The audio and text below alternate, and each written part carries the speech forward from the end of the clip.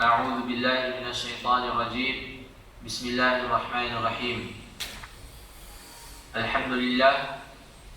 إن الحمد لله نحمده ونستعينه ونستغفره ونعوذ بالله من شرور أنفسنا وسيئات أعمالنا.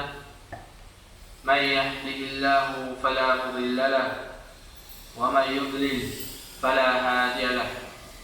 أشهد أن لا إله إلا الله وحده لا شريك له وأشهد أن محمدا عبده ورسوله. أما بعد.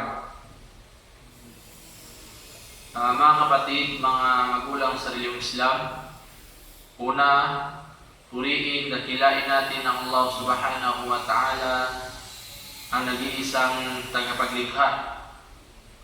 Sa kanya lamang tayo humingi ng tulong, sa kanya lamang tayo humingi ng tawad, at sa kanya lamang tayo magpapakupkup laban sa kasamaan ng ating magawa at sa kasamaan ng ating mga sarili. Sino man ang gabayan ni Allah sa tuwid na landas ay tunay walang makapagliligaw sa kanya, at kung sino man ang iligaw ni Allah ay tunay na walang makapaggagabay sa kanya. So mga kapatid, nandito na tayo ngayon sa pang-apat na hadith na ating tatalakayin ngayon mula sa kitab na Umdatul Ahkam, patungkol sa pag-fasting. Kung ano ba ang mga kalagayan ng mga tao kapag sila ay nagpa-fasting. Hadith an Aisha wa Ummi Salama radhiyallahu anhuma anna Rasulullah sallallahu alaihi wasallam kana yudrikuhu al-fajr wa huwa junubun min ahlihi thumma yaghtasilu wa yasumu. Hadith mula kay Aisha at Ummu Salama radhiyallahu anhuma, nawa ay sila ay kalugdan ni Allah subhanahu wa ta'ala, anna Rasulullah sallallahu alaihi wasallam, tunay na si Propeta Muhammad sallallahu alaihi wasallam, kana yudrikuhu al-fajr wa huwa junubun. Siya ay maabutan ng fajar, na siya ay junub. Siya ay junub. Thumma yaghtasilu wa yasumu. At siya ay maliligo at siya ay ipagpapatuloy niya ang kanyang pag-fasting. Hadith Aisha wa ma jaa fi ma'nahu ka hadith Ummi Salama radhiyallahu anhuma yadullani ala annahu la haraja ala man asbaha junuban ay yaghtasila ba'da subhi wa yasum. Itong hadith na ito mga kapatid, ito ay namahulugan lang na pwede at walang problema na kahit ikaw ay maabutan ng fajar at ikaw ay junub, pwede lang yun. Pwede yun siya at maligo ka lang at magsala. Maligo ka lang at magsala at ipagpatuloy mo ang iyong pag-fasting, Ang bawal lang dito mga kapatid ay sa umaga nyo gawin yun. Sa fajar, halimbawa sa fajar nyo ginawa ng iyong asawa, doon na mapapasok yung kasalanan na, yung kasalanan na magpalaya ng alipin.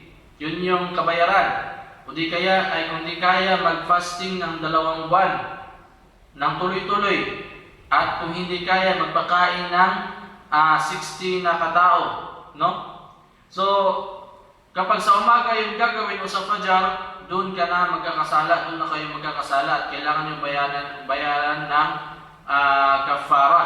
Pero kung sa gabi nyo yung ginawa at naabutan kayo ng fajar na junub,